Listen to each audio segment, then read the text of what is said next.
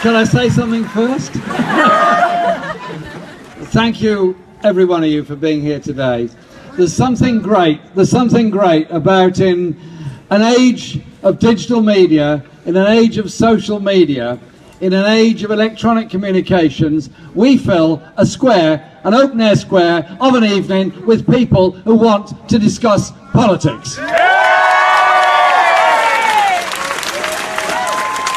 And I thank all the others who've just spoken.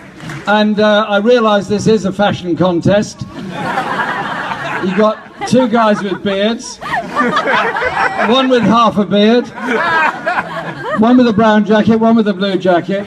And I'm very, very envious of Laura, because she's managed to get her poetry published. Sadly, no publisher is interested in my poetry.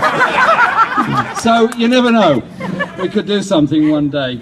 I want to say thanks for all of you for coming, and thanks for all you do in the Labour movement as a whole. I was here many times over the past few years for various events at the university, in the town and other places. I was particularly here during the floods over Christmas, those terrible floods that took place. And I was very proud of the work done by your MP, Rachel Maskell, in the work she did on the floods, the very genuine and very decent support she gave to people going through a very tough time. And we spent a long time talking to families who were trying to understand what had happened. And as I said to David Cameron a few days later, do you know what it's like when your flat is flooded? When you lose all your furniture, and you lose your family photos, you lose your record collection, you lose all of that, and you lose your children's toys, and you're left with a stench of sewage and foul water. Do you know what it's like? I'm still waiting for his answer. But Rachel was there, and she was doing a great job, which she continues to do as the MP for this city. And she sent me a text this evening to wish us well for this rally. She's away having a well-deserved break, and that's absolutely fine. And I want to say thank you to her for the work as an MP, but also for her work in our shadow cabinet. She didn't resign, she didn't walk away, she stayed on.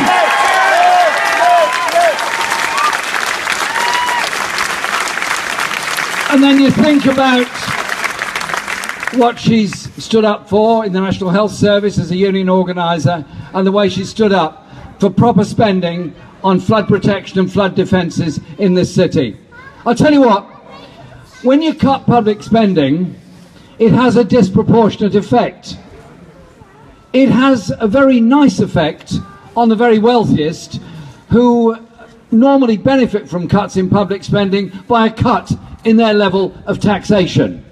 But it has a very different effect at the other end of the scale, of those that are flooded out because the flood protection budget was cut. Those that were in a mental health hospital being supported, who suddenly find it's closed, they're out on the streets, and they are not being supported. It has an effect when adult social care is cut, because so much has been taken from local government budgets that those leaving hospital who desperately need care don't get it. And you could go on and on. And then when you have taxation laws that you should be carrying out, and then you cut the tax collecting staff who are meant to be chasing after the tax dodgers, the tax evaders and the tax havens, suddenly they're not chased after. The dodgers do get away with it. We all suffer as a result of that. And so we've got to change the culture on this. There used to be, and indeed there still is sometimes in some of our papers, the idea that somebody is so wealthy they can't afford to live in Britain. I'm very sorry for Philip Green during the problems he's going through at the present time, and I hope he gets through them, and I hope he pays up the money that's owed to everyone in BHS. But this idea that there's something good and clever about squirreling your money away, as the Panama Papers showed, I simply say to those people who are so rich, so wealthy, so mighty and so confident, we are all human beings. One day we all have problems. One day we all could suffer a heart attack. Our house could catch fire. We could be run over by a car. We could be attacked in the street. We could have a mental health breakdown. At that point, all of us are grateful for the emergency services and the social services that we fund. They should pay their share. And so the issue is a fundamental one about how we approach the economy. And this Labour leadership election is about a lot of that. I was very proud to contest the election a year ago. It's not about me, it's about us, all of us. And the fundamental message we were giving a year ago was that we lost the 2015 election, and I was devastated by that. We lost the 2010 election. I was devastated by that. You've got to analyse why we lost those elections. If the best we can do is offer austerity light as opposed to austerity heavy, it doesn't excite people. In fact, if you're offering up cuts in public services, it's not a very attractive thing to put forward when you're the party that represents the most deprived and the worst off within our society, as well as those that want to live in a coherent and cohesive society. So I tell you what, after the election last year, we've changed that. I want to thank John McDonnell for his work as the Shadow Chancellor, who set out a very clear agenda of opposition to austerity and instead a budget that is about sharing wealth, that is about redistribution, that is about funding public services. Firefighters being denied a pay rise for 7 years. Fire stations being cut when the floods are at their worst. Adult social care being cut when the crisis is getting worse. Homeless shelters being closed when there's more people sleeping on the streets. Food banks taking over because the DWP system is inadequate to meet the needs of the desperately poor and homeless in this country. None of that is necessary, none of that is right. That is why we've got to have a different way of doing things. And when people say, as some unkind people do, that the politics we, all of us in our thousands here tonight, represent is out of date, out of time and old-fashioned, I simply say this to them.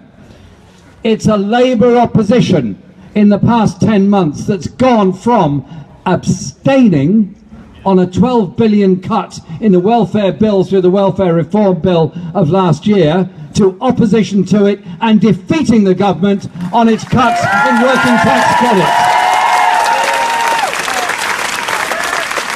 Defeating the government on the trade union bill in a number of aspects of it, but that's work in progress.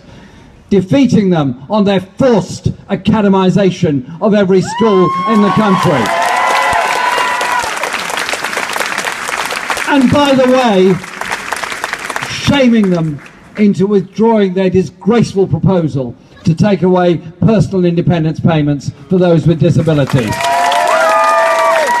And while we're talking of shame, we also shamed them into withdrawing from the idea that a British publicly run service would administer the prison system in Saudi Arabia.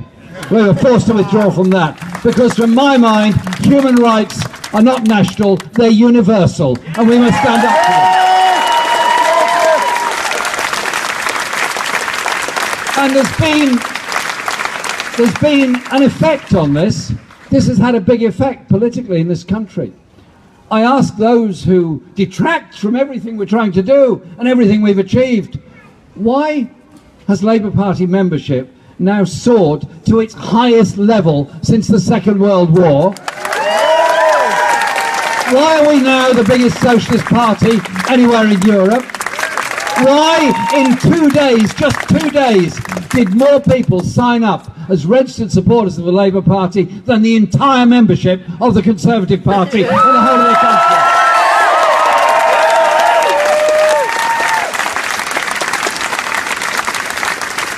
What we have become is a political party and a social movement that is challenging the narrative of society that somehow or other inequality is inevitable, poverty is inevitable, and if you want to get on in life, well, good luck to you. Make some money if you can, but don't worry about the rest. Sorry, we advance much better when we advance together rather than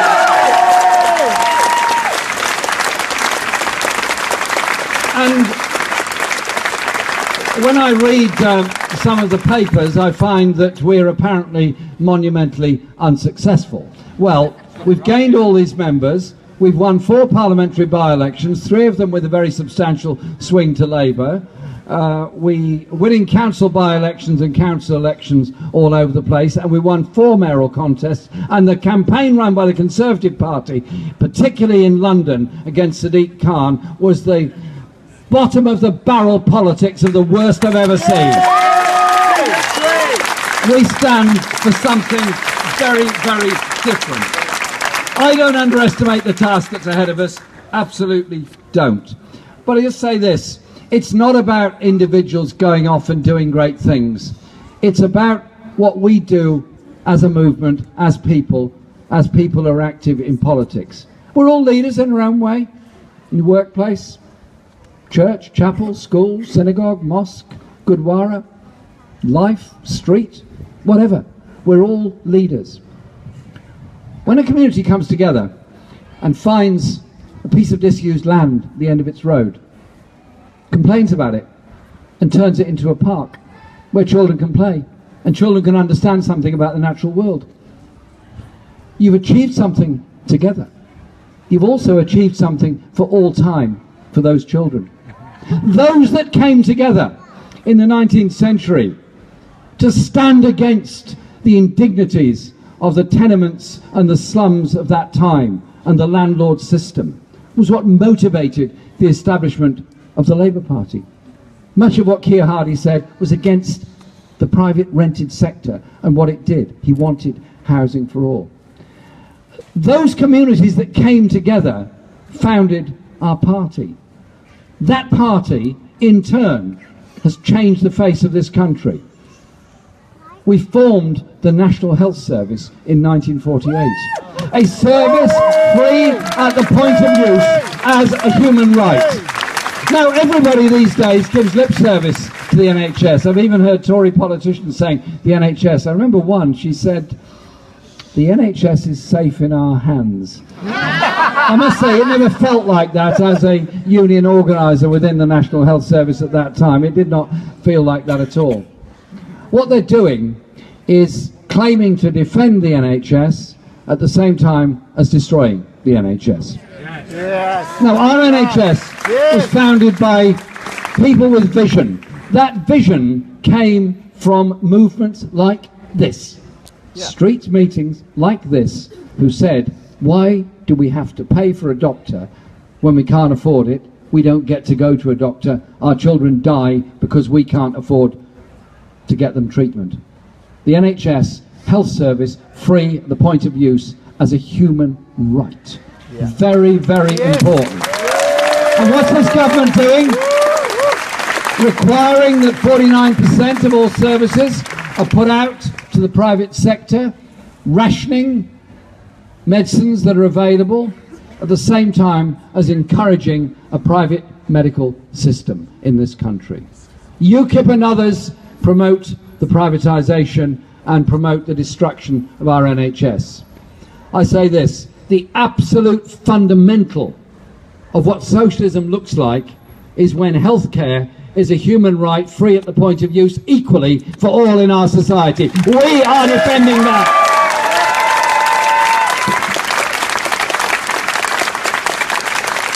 But it's also about how we are presented and how we get our message across.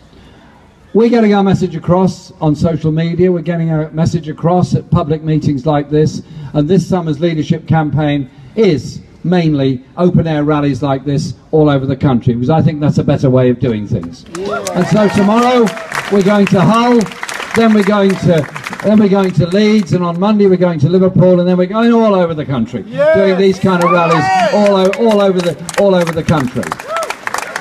And everywhere I get interviewed by people who travel from London, from the national media, and say, well, you haven't got any support here, it's clearly not going very well, and that Labour is completely unelectable as a result of it.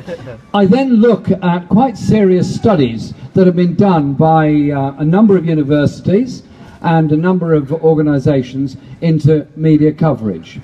One national newspaper has managed 80% of its reporting of the Labour Party since the leadership election last year as negative, and 20% as described as neutral. Not one article was supportive in any way. I'll leave you to guess which paper that was. There's a number of other papers we could draw your attention to. 83% of all media coverage has been basically hostile to the Labour Party since the leadership election last year. And the news media, the televised news media, is at a national level not a great deal better. Now, I find that objectionable, I don't like it, I don't think it's very fair, but I tell you this, we mobilise people by going past that, by mobilising people to understand the realities of their life and the way in which the political establishment has got to wake up to the realities of people's lives, the poverty, the homelessness, the inequality, the debt levels of students, and so many others. That is what they ought to be reporting.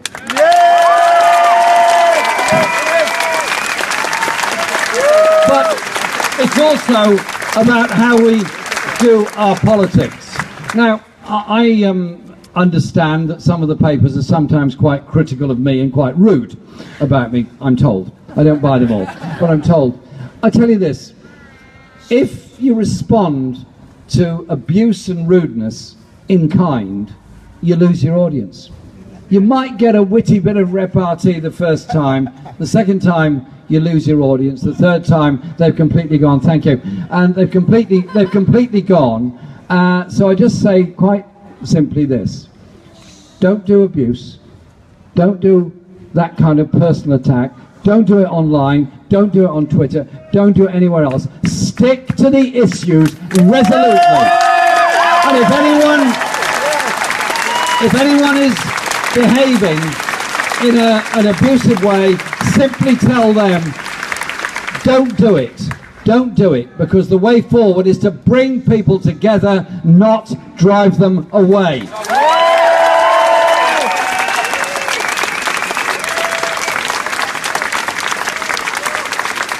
So, this election will be over on the 24th of September. From then on, maybe from now on, we've got to call out this government for what it's doing. Call out this government of the rich for the rich, for failing to deal with the injustices that exist in our society.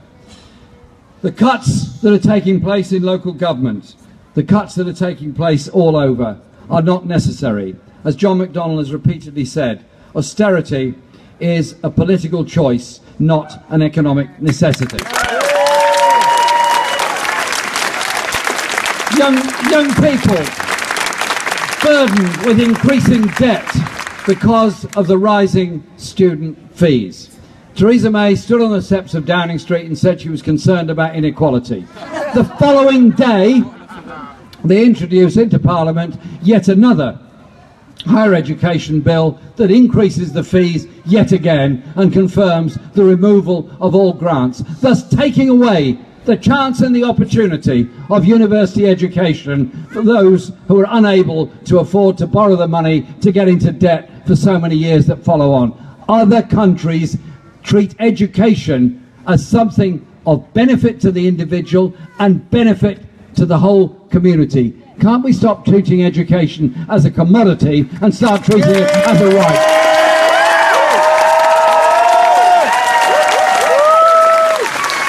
the levels of homelessness in Britain, the rising tide of people sleeping on our streets, sofa surfing, sleeping in cars, trying to survive. Young people who can't possibly get a council place because there aren't enough of them, can't raise the deposit for the private rented sector, end up either staying with their parents as long as they can accommodate them if they can, or simply circling around with friends. So you see people in middle age and older in flat shares or sofa surfing because there is no opportunity for them. This is not the poorest country in the world. Instead of telling local authorities to sell their most valuable properties, instead of attacking the whole system of council housing, can't we instead invest in council housing with permanent tenancies to house those people in desperate need? Regulate the private rented sector and have a private market that is genuinely affordable. Look also at injustices. Women being hit with a higher pension age, greater and greater poverty in old age. It's simply not right or not necessary. The demonisation of people with disabilities through the scandal of the work capability assessment. The numbers that sadly felt they had no alternative but to take their own lives because of the way they were treated by a system based on indignity and cruelty. Can't we instead be a civilised society and give opportunities for everyone, including those with disability? And then you look at the rising tide of poor employment practices. I mentioned BHS, but I can't resist the temptation of mentioning Mike Ashley and Sport Direct. Yeah. That company operating on 0 hours contracts. They look behind me, yes. Pantomime season some way away, but they are behind me. That company operating on the site of Shirebrook Colliery, as Dennis Skinner pointed out, that place once employed people on reasonable wages with secure jobs. Now it's 0 hours contracts, paying on average much less than the minimum wage. The ambulances called there frequently because of the conditions. Fire tenders called there frequently because of conditions. Look at the Select Committee report. If anything, that is a condemnation of modern employment practices in Britain, where the worker doesn't matter. The only thing that matters is the profit at the top end of the scale. We can, we will, and we must turn that round.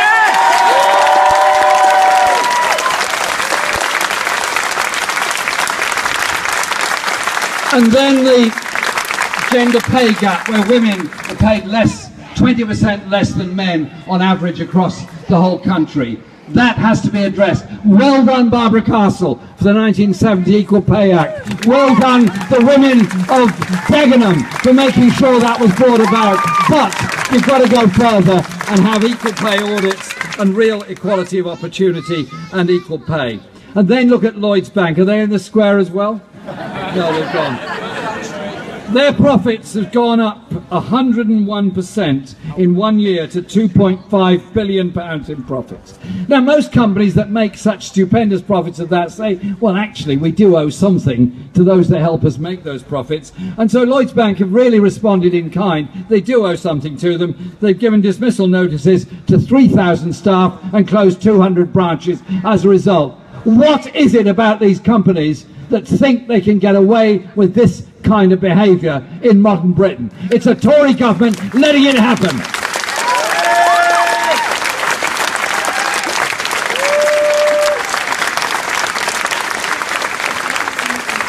The rain may be falling on us soon, but it's going to pour on the Tories in time.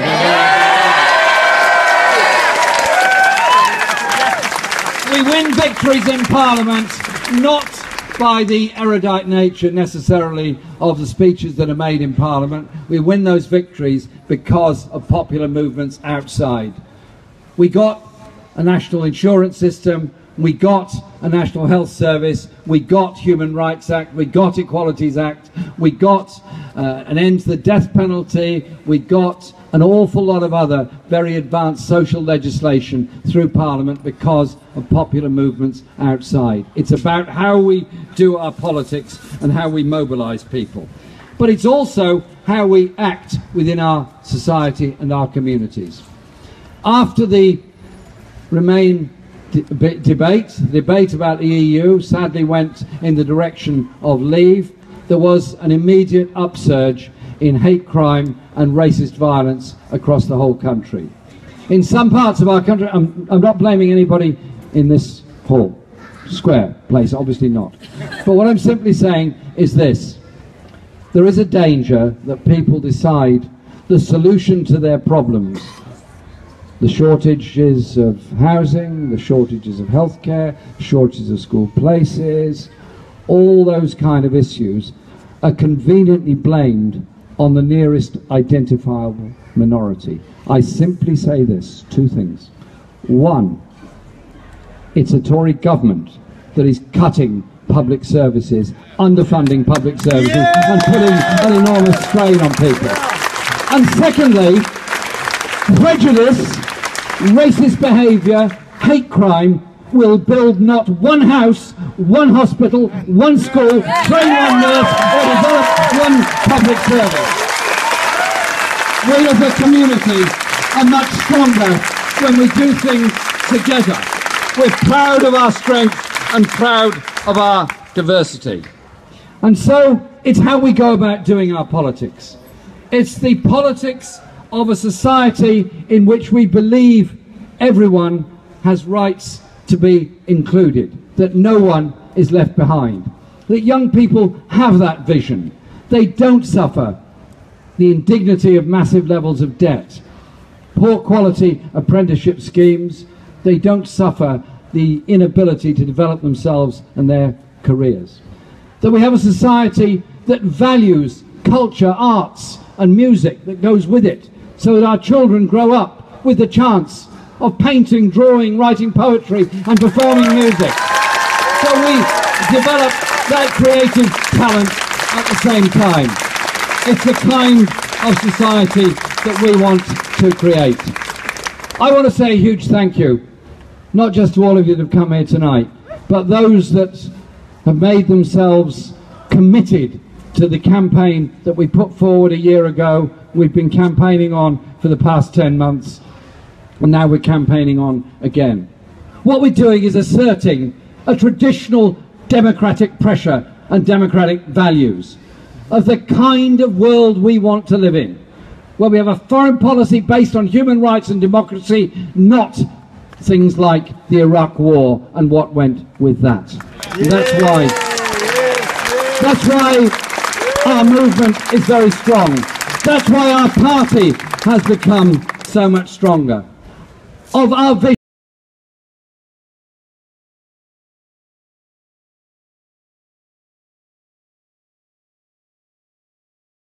without the benefit of a loudspeaker, and convince many people that the world could be run in a different way, and they achieved so much. We're being told that this is the era when the state must be rolled back, when public services must be rolled back, only option available. Well, I tell you this, it's not. We in this country, people all over Europe, people all over the United States are looking at things differently. They're challenging the power of global corporations. They're challenging the power of trade agreements that impoverish people. And they're looking for a different way of doing things in a different world. This is the most exciting time in politics we've had that I can ever remember, because it brings together so many people in a decent, collaborative, supportive way, listening to each other. When we listen to each other, talk to each other, do things together, we are all very much aware of each other's problems, but we're also much stronger as a community. That is how political change comes about. That is why this campaign is so important. Thank you all for coming tonight. Thank you for your support. Thank you for welcome to London. Thank you.